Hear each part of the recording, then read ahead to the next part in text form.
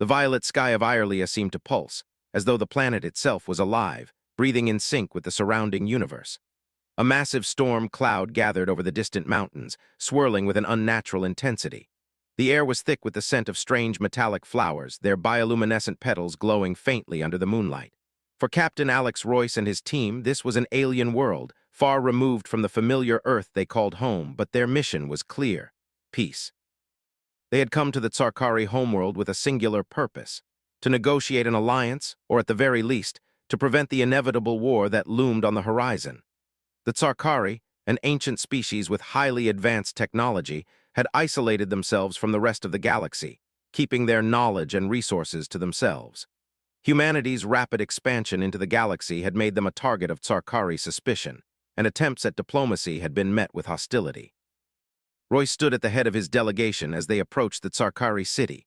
The architecture was awe-inspiring but alien, all shining metal spires and towering floating platforms. There was no warmth in the design, only cold perfection, and it felt more like a fortress than a city. Royce couldn't shake the feeling that they were walking into the heart of something far older and more powerful than anything humanity had ever known. As they entered the grand hall of the Tsarkari Council, Royce felt the weight of history pressing down on him. The hall was vast, filled with the faint hum of unseen energy flowing through the walls, a reminder of the advanced civilization that had built this place long before humanity had even learned to walk on the stars. The Tsarkari leaders, an imposing group with elongated limbs, dark skin, and glowing eyes, stood behind an oval table made of glass and gleaming metal. The leader, Varric, regarded Royce with an expression of cold calculation. He didn't speak at first, only studied Royce as though measuring his every movement, every breath. The silence stretched uncomfortably before Varric finally spoke, his voice a deep rasp. "Captain Royce," he said, his tone hard as stone, "your species has arrived uninvited. You speak of peace, but you come with technology that threatens everything we've built. Tell me why I should listen to you." Royce stood tall, forcing himself to meet the alien leader's gaze. "We don't seek conflict, we seek understanding. Humanity has learned from its mistakes. We're a young species, but we have the capacity to change, to adapt, and to work together. That's why we've come." Varric's glowing eyes narrowed as he leaned forward, his voice dropping to a low growl. "You misunderstand us, Captain. We are not like your kind. The Tsarkari have lived for centuries by our own rules, and we do not bend to the will of others. You are but a speck in the grand cosmos. Your time is yet to come." "Your species' greatness does not give you the right to dominate the galaxy," Royce replied, his voice firm. "We offer you knowledge and resources, not conflict. We can help you grow, but we need your cooperation." Varric stood, his massive frame towering over Royce. "You are naive if you believe you can simply walk into our domain and change everything. We've seen your kind before. You don't respect the old ways, and for that, you are dangerous." The tension in the room was palpable. The Tsarkari were a species bound by tradition, and Royce knew that humanity's greatest strength, its ability to adapt, to innovate, was seen as a threat in a galaxy full of species clinging to their ancient ways. "We're not here to change your ways," Royce said, trying to defuse the situation. "We're here to offer a partnership to build a future together." But Varric was unmoved. "We don't need your partnership. You will leave now, or we will make you leave." The silence that followed was heavy with the weight of unspoken threats. Royce's heart raced as he realized the enormity of the challenge ahead. The Tsarkari were not going to bend easily, if at all. And now, humanity's fate in the galaxy was on the line. "I'm not leaving," Royce said quietly, his voice carrying the weight of conviction. "We've come too far to turn back now." Varric's lips curled into a grim smile. "Very well, Captain, but know this. Your species has a long way to go before it earns its place among the stars, and it's a road that will be paved in blood." The doors to the council hall slammed shut, and the hum of the Tsarkari technology grew louder. Royce could feel the eyes of the entire council on him. The stakes had been raised, and humanity was now in the crosshairs. Captain Royce stood in the shadow of the Tsarkari council hall, the weight of the failed negotiations bearing down on him. The halls echoed with the hurried steps of his team as they made their way to the ship waiting outside. But even as the doors of the council chamber closed behind them, Royce could feel the tension in the air, the unmistakable hum of something about to snap. "Captain," Lieutenant Harper said as she approached, her face etched with frustration. "We should have known. The Tsarkari have never been open to alliances. They're too focused on their old ways. Royce didn't respond immediately. His mind was racing. What had gone wrong? Why hadn't the Tsarkari even considered the offer for peace? They had come with the best of intentions to forge a future of cooperation, not just for humanity, but for the entire galaxy. But the Tsarkari had refused, outright rejected them, as if humanity's future in the stars was something they couldn't accept. "I've been thinking about it," Royce said finally, his voice heavy. "They're afraid of us, of what we represent, and the Tsarkari have always feared change." "But change is what they need," Harper pointed out, her voice tinged with exasperation. "We can't just give up, not now." The shuttle ride back to the flagship, Eternal Horizon, was silent. The crew, who had been so hopeful just hours earlier, were now lost in their thoughts, each grappling with the same question. What now? Royce didn't have an answer. As they approached Eternal Horizon, Royce received an urgent communication from the ship's command center. "Captain Royce," the voice of Commander Alara rang out, "we've detected something unusual. We need you back on board immediately." Royce's stomach dropped. What could be more unusual than their failed mission? He hurriedly motioned for his team to follow him as they boarded the shuttle and made their way back to the flagship. The moment Royce stepped onto the command deck, the tension was palpable. The usual hum of activity was replaced by a quiet, anxious atmosphere. Officers sat at their stations, their eyes glued to their screens, watching readings with growing concern. "Commander Alara," Royce called, his voice tight with urgency. "What's going on?" Alara, a woman with sharp features and keen eyes, turned from the main console and looked at Royce with a mixture of concern and disbelief. "We've been locked out of the Tsarkari communications grid. All of our attempts to contact them have been met with a jamming signal. But there's something else. A massive energy surge has just been detected. We believe it's coming from Irelia's core." "Core," Royce repeated, his mind racing. "What are they doing?" Alara's fingers flew across the console, her eyes narrowing as the holographic display shifted. "It appears that Tsarkari have activated something massive. It's not a natural phenomenon. The core has been artificially tampered with. The energy levels are off the charts." Royce's heart skipped a beat. The Tsarkari had always been secretive, but now it seemed they were hiding something far more dangerous. He looked at his team, all of them already bracing for the worst. "Get me a direct line to their command center." "We've already tried, sir," one of the officers said, shaking his head. "The jamming is too powerful. We can't get through." "Then we go in," Royce said, his voice firm with conviction. "Prepare a shuttle for immediate departure. We're heading back to the surface. If they're hiding something, we're going to find out what it is." The atmosphere on Irelia had shifted dramatically. The once serene, alien landscape now felt heavy, as though the entire planet was holding its breath. As Royce and his team descended toward the surface, the ground beneath them trembled with each passing second. The core of the planet was unstable, and it seemed to be reacting to something they couldn't yet understand. "Everyone stay sharp," Royce commanded as they suited up, the shuttle descending slowly through the clouds, dodging the growing winds and the flashes of light that appeared to emanate from the ground below. The shuttle landed near the same clearing they had encountered earlier. The Tsarkari defenses had gone silent, their usual vigilance now replaced by eerie quiet. The only sound that remained was the rhythmic pulse of the ground beneath them. "This doesn't feel right," Harper muttered, scanning the area. "The defenses are down. Why would they leave everything unguarded?" "It's a trap," Royce said with certainty. "They want us to come here. They want us to discover what they've been hiding." The team moved quickly, their boots crunching against the alien soil as they made their way toward the epicenter of the disturbance. Their path led them to a large, cavernous opening in the earth, where a faint, pulsating light beckoned them forward. As they descended deeper into the cave, the air grew thick with tension. The walls of the cavern were lined with strange markings, glowing in patterns that seemed to shift with the passage of time. Royce couldn't help but feel that the very environment was alive, watching them as they moved through it. Finally, they reached the heart of the disturbance. In the center of the cavern stood a massive structure, unlike anything they had ever seen before.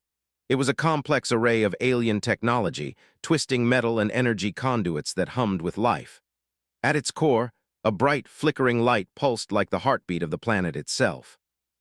"That's it," Royce said, his voice low. "That's the energy surge." As they approached, the ground beneath them shifted, and the cavern began to quake. A sound, low and guttural, emanated from deep within the structure. It wasn't just a machine. It was something far more ancient, something that had been waiting for centuries to awaken. Suddenly, the lights around them flared brighter, and a wave of energy surged through the chamber. The team was thrown off their feet, the force of the shockwave knocking them to the ground. "Captain," Harper shouted, her voice strained with panic. "What the hell is happening?" Before Royce could respond, a voice, cold and resonant, echoed through the cavern. "You have awakened it," the voice said, unmistakably Tsarkari but far more ancient. "And now you will witness the consequences."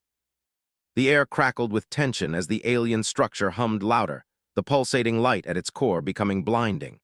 Captain Royce struggled to regain his footing, shaking off the disorientation from the shockwave. His heart pounded in his chest, and he gripped his weapon tightly, knowing they were standing on the precipice of something far larger than anything they had anticipated. "Move," Royce barked, pulling Harper to her feet and gesturing for the rest of the team to follow. The Tsarkari voice, still echoing in the cavern, had sent a chill through him. Whoever or whatever was speaking, it knew them. It had been waiting for them. The light continued to pulse, sending ripples through the cavern floor as if the very fabric of reality was being warped. The walls of the cavern vibrated, and Royce could feel the pressure of the energy building all around them. The ground shook again, harder this time, and the lights flickered wildly as though the very planet itself was about to split open. "Get to the control panel," Royce ordered, his voice barely audible over the din of the energy surge. He scanned the cavern, searching for any signs of how to stop the chaos unfolding around them. There had to be some way to deactivate the device, but the strange alien architecture made everything feel alien, even to his seasoned eyes. Lieutenant Harper spotted something through the haze of pulsing energy, a console of some sort, embedded in the rock near the heart of the structure. Its interface glowed faintly, a shimmering web of symbols that looked entirely unfamiliar. But there was no time to waste. The team pushed forward, dodging the flashes of energy that intermittently flared from the structure, sending waves of heat through the air. The further they moved, the more oppressive the atmosphere became, as if the very air was charged with an unseen force. The ground was buckling beneath them, and Royce could feel the tremors through his boots. As they reached the console, Royce's eyes scanned the alien symbols. They were like nothing he'd ever seen before, patterns that seemed to shift in and out of focus, eluding his attempts to make sense of them. But then, something clicked. "I think I can interface with it," Harper said, kneeling beside the console. She pulled a small device from her belt, a standard data access tool, and began connecting it to the console. "Be quick," Royce urged, his eyes darting around. The quaking had increased in intensity, and he could feel the ground trembling more violently with every passing second. As Harper worked, the Tsarkari voice spoke again, this time louder, more insistent. "You have made a grave mistake. The weapon is beyond your understanding. It is not just a tool, it is a key to unimaginable power." Royce's gaze hardened. "We'll see about that." With a final click, Harper connected the device to the console, and the chamber went deathly quiet. For a moment, it seemed as if the entire planet had stopped breathing. Then the console flared to life, glowing brighter than ever before.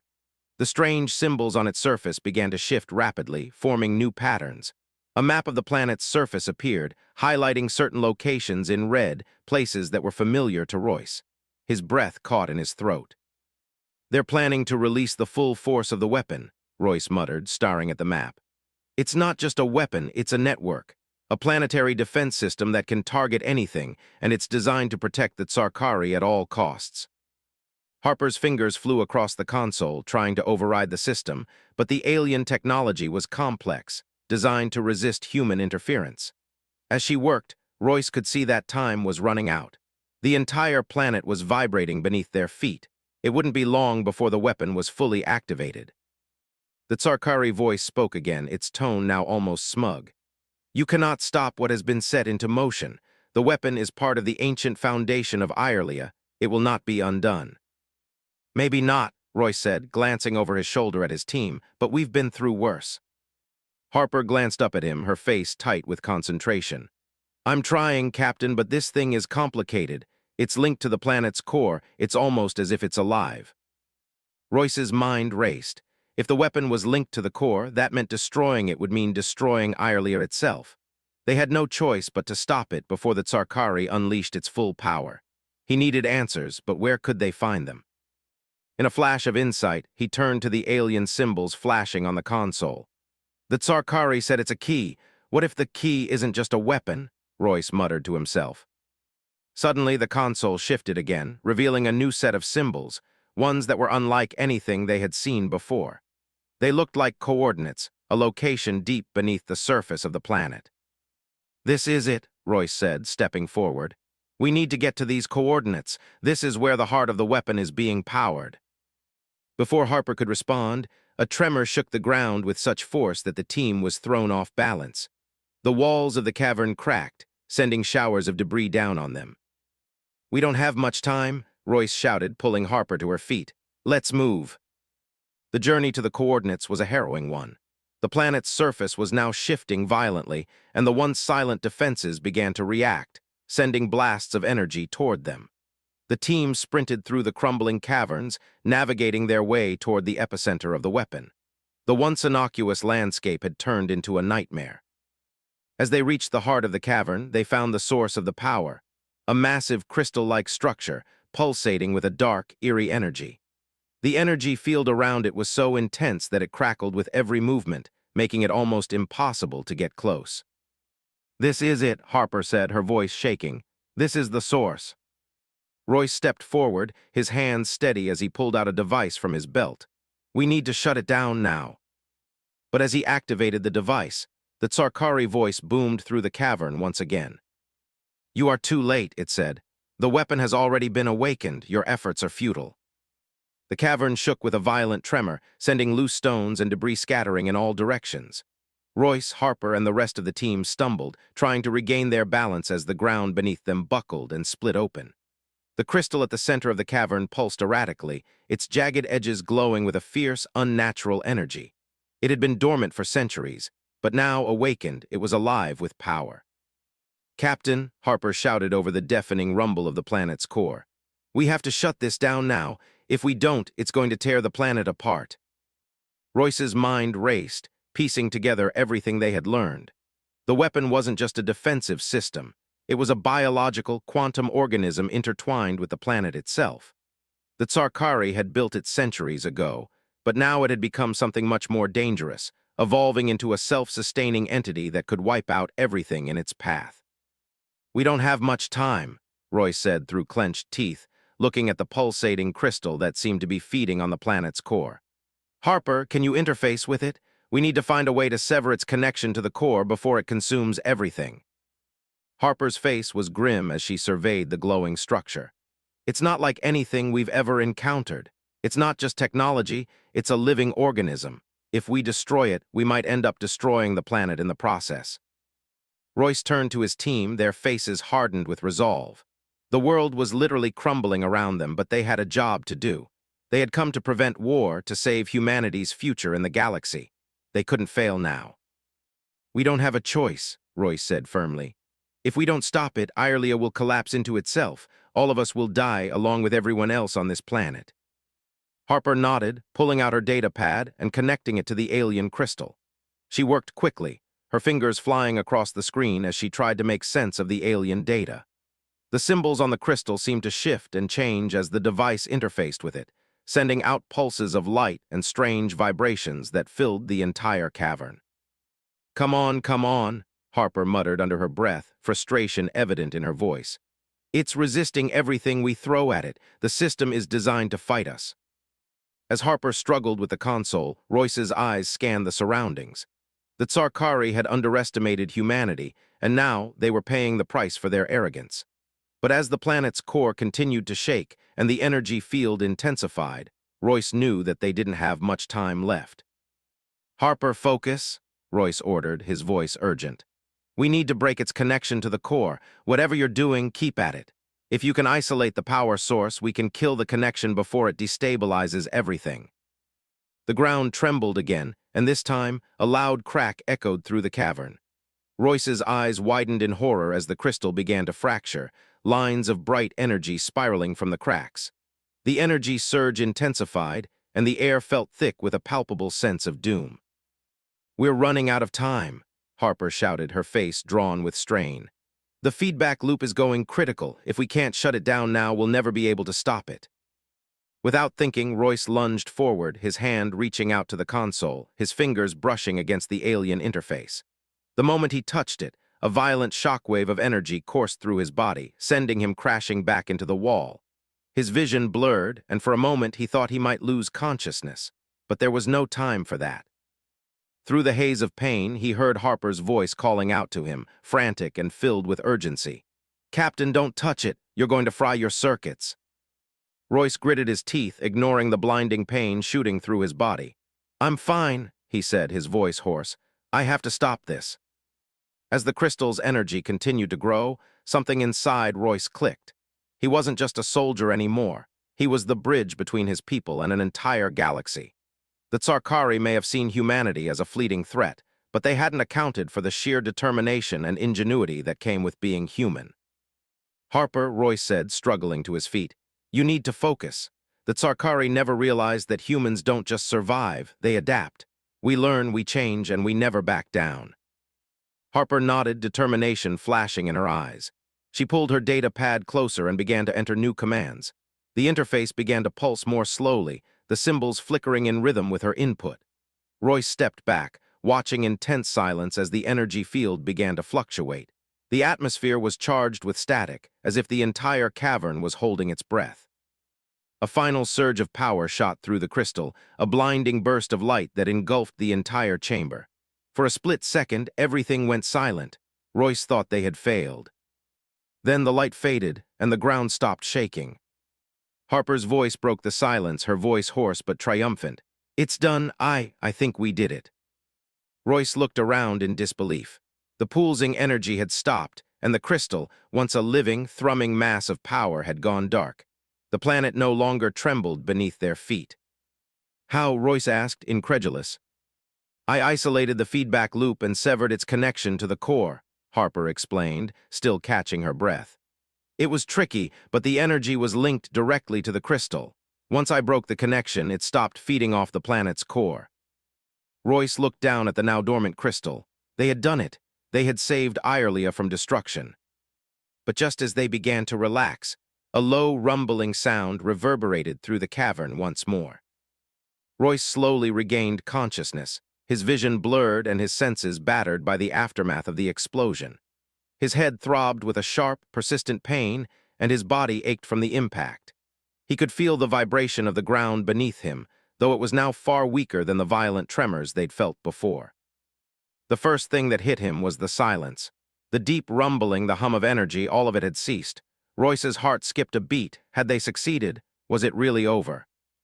"Captain," a voice called out, faint but urgent.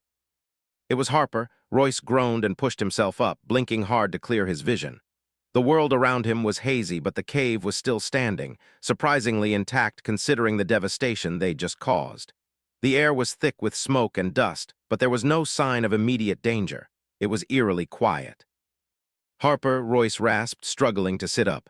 "What happened? Did we?" Harper's face appeared above him, her expression strained but relieved. "We stopped it, Captain. The crystal—" "It's down." The self-destruct sequence worked. Royce looked around, surveying the cavern. The massive crystal had fractured, its once glowing surface now dimmed, the energy it had been emitting completely dissipated. The node, which had been the heart of the weapon, was shattered and inoperable. "Is it really over?" Royce asked, his voice hoarse. He couldn't shake the feeling that something wasn't right. The tremors had stopped, the energy surges had ceased, but something in the air felt off, like the planet itself was holding its breath. Harper nodded slowly. "It is. For now, the energy readings are flatlining. The weapon's core is no longer active. I think we've neutralized it." "But," Royce prompted, knowing there was more. Harper wouldn't sound so uncertain if the threat had truly been eliminated. "But there's still a lot we don't understand," she said, her voice quiet. "I can't explain it, but when the crystal collapsed, I felt something alive in the ruins. It was as if the weapon wasn't just a weapon, it was part of the planet, connected to everything here. It's like we've only taken out the heart, but the body might still be moving." Royce frowned, pushing himself to his feet. "You think it's still active, even if the crystal destroyed?" I don't know, Harper admitted, brushing dust from her uniform. But there's something strange happening. The planet's core is still unstable. We might have stopped the weapon, but if the system's integrated with the core, it could be far more complicated than just destroying one piece of it. Before Royce could respond, a low rumbling sound filled the cavern. The ground beneath their feet trembled again, though not with the same intensity as before, but it was enough to make their hearts race. I told you, Harper said, her voice tense. It's not over. Royce's mind was racing. If the core was still unstable, if the system was tied so deeply to Irelia itself, could they have just triggered something even worse? We need to get out of here, Royce ordered. Now, if we've done something to destabilize the core, we don't want to be here when it goes. As they made their way back through the cavern, the rumbling intensified. The walls seemed to shudder, and the temperature was rising again. The planet was fighting back, and they were in its path. Suddenly, a sharp, blinding flash of light erupted from the heart of the cavern. The team froze, the ground buckling beneath them as another shockwave of energy blasted out from the remnants of the crystal. Move, Royce shouted, grabbing Harper and pulling her out of the way. The explosion was followed by a deep, resonant roar, like the planet itself was coming to life, ready to consume everything in its path. They sprinted through the tunnels, their breaths coming in ragged gasps as the cavern continued to shake. The structure was collapsing, pieces of rock and metal falling around them. They could hear the echoing crash of falling debris behind them. "Captain, we're not going to make it," Harper shouted, her voice barely audible over the chaos. "We don't have a choice," Royce barked, pushing forward. They reached the shuttle just as the ground gave way beneath them. The cavern was crumbling, and the shockwaves from the explosions were growing stronger. Royce barely had time to signal for the shuttle to take off before the entire area collapsed into a massive chasm. The ground seemed to open up, swallowing everything in its path. The shuttle shot upward, narrowly avoiding the debris raining down from above. Royce looked out the viewport as Irelia's surface trembled, the cracks in the planet's crust widening. The destruction was far greater than he had anticipated. Once they were safely in orbit, Royce's eyes locked on the view screen. The planet below was in chaos. The once stable surface of Irelia was now a patchwork of cracks and fissures, energy surges still pulsing erratically. The core was unstable, and the weapon, though neutralized, had caused irreversible damage. "We've stopped the weapon," Harper said, her voice shaky, "but I don't know how much longer the planet can hold together." Royce's mind was racing. They had done what they came to do, stop the weapon from activating, but at what cost? The Tsarkari had created a system so intertwined with the planet's core that its collapse was inevitable. And now, the planet was falling apart, its energy reserves depleted, its defensive system shattered. As he watched Irelia slowly fade from view, a new reality set in. The mission had been a success, but the consequences were far greater than they had imagined. "Commander," Harper said, breaking his reverie, "we need to report this back to the fleet. The Tsarkari can't hide this. The weapon was just the beginning." Royce nodded, his jaw tight. "I know, and this is only the beginning for us. We'll need to be ready for whatever comes next."